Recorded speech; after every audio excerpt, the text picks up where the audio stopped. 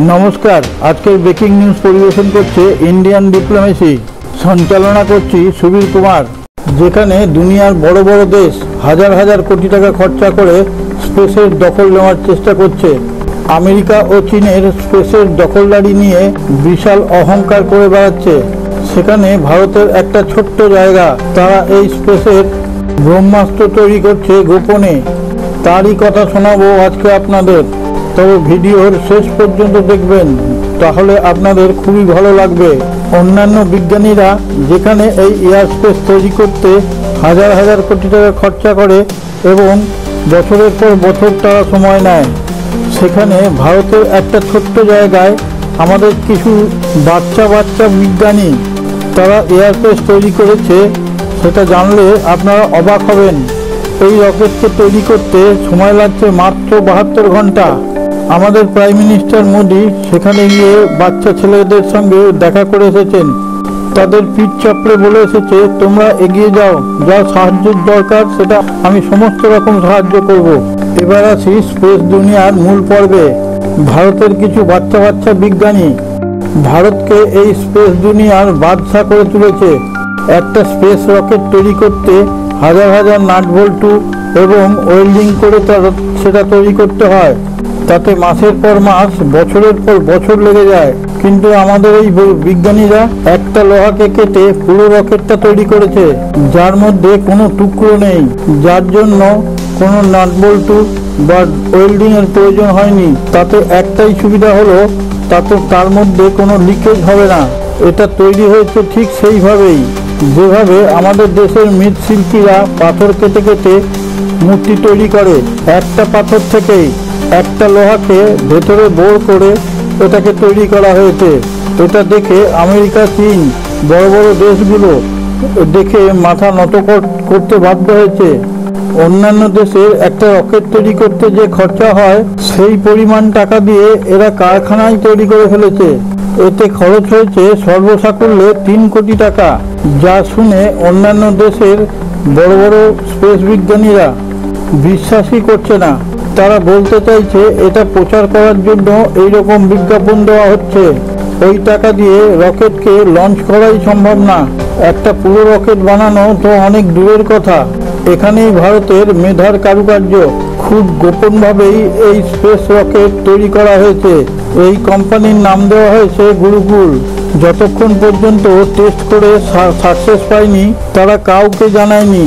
চেন্নাই IITর কয়েকজন ছাত্ররা মিলে এই স্পেস রকেটটি তৈরি করেছে।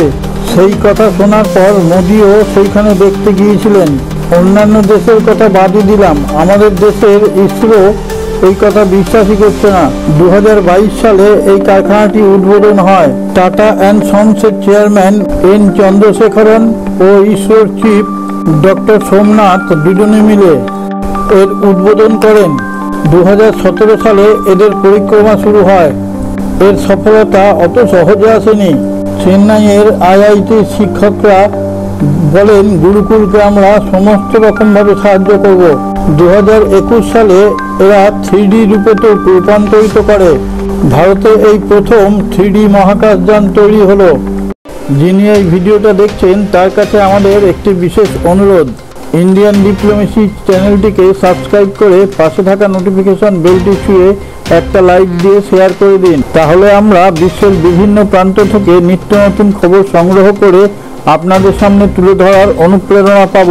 কিন্তু আসল ইতিহাস তো 2024-এর মে মাসে লেখা হয়েছিল। কোনো প্রাইভেট কোম্পানির উড়ান এই প্রথম লঞ্চ করা হয়। ভবিষ্যতে এই রকেট মহাকাশের বাদশা করে তুলবে ভারতকে। এত অল্প সময়ের মধ্যে এই রকেট যেভাবে তৈরি হচ্ছে, তাতে অন্যান্য দেশ যখন একটা উৎক্ষেপণ করবে, সেই সময়ের মধ্যে ভারত 10টা উৎক্ষেপণ করে ফেলবে। এবং 3D সিস্টেমের রকেট এই প্রথম ভারতের ধনুষ থেকে ওড়ানো হলো। এইসব দেখে চীন ও আমেরিকার চক্ষু চরকগাছ হয়ে গেছে। কারণ যে পরিমাণে রকেট উৎপন্ন করবে, তাতে মহাকাশে একাই রাজ করবে ভারত।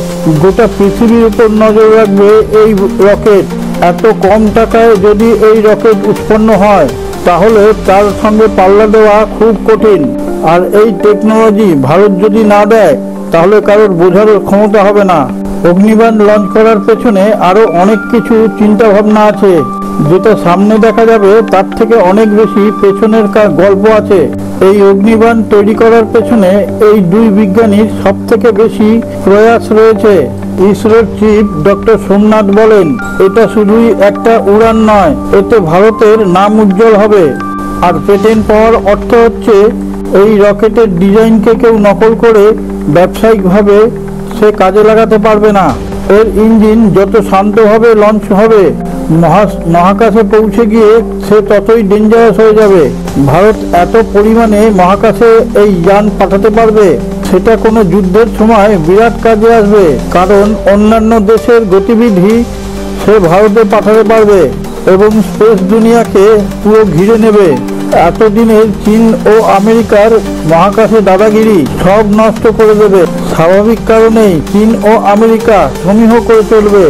এরা যেহেতু আর্থিকভাবে সবল, সেই কারণে পৃথিবীর অন্যান্য দেশগুলোকে দাবিয়ে রাখে, কিন্তু এটা খুব বেশি দিন চলতে পারে না। এই টেকনোলজি ব্রাজিল ও সাউথ আফ্রিকাকে দিলে তারা পশ্চিমের চাপ আর সহ্য করবে না। পশ্চিমী দুনিয়ার একচেটিয়া মনোপলি ব্যবসা এরা এবারে ভেঙে দেবে। ভারত এর থেকে ছোট ছোট ইঞ্জিন তৈরি করে হাজার হাজার রকেট তৈরি করে ফেলবে। মহাকাশে এত ছোট ছোট রকেট এবার ভারত ছেড়ে দেবে, যা অন্য কারোর পক্ষে এই জায়গা নেওয়া সম্ভবই না। এই বিজ্ঞানীদের মাথায় আছে এরা ছোট ছোট আকারের ড্রোন তৈরি করবে এবং সেগুলো সব মহাকাশে ছেড়ে দেবে। পাকিস্তান ভারতের সঙ্গে টক্কর দেবে এটা ভাবে কি করে কে জানে। এগুলো শুধু ফাঁকা আওয়াজ ছাড়া আর কিছুই না। ভারতের সঙ্গে টক্কর দেওয়া পাকিস্তানের পক্ষে কোনোদিনই সম্ভব না। ভারত সমস্ত দিক থেকে বড় বড় দেশগুলোর জায়গা নেবে। যিনি ভিডিওটা দেখছেন তার কাছে আমাদের একটি অনুরোধ, আমাদের চ্যানেলে গিয়ে আপনার সুচিন্তিত মতামত প্রকাশ করুন। সারে জাহাঁ সে আচ্ছা हिंदुस्तान हमारा हमारा, सारे जहां से अच्छा।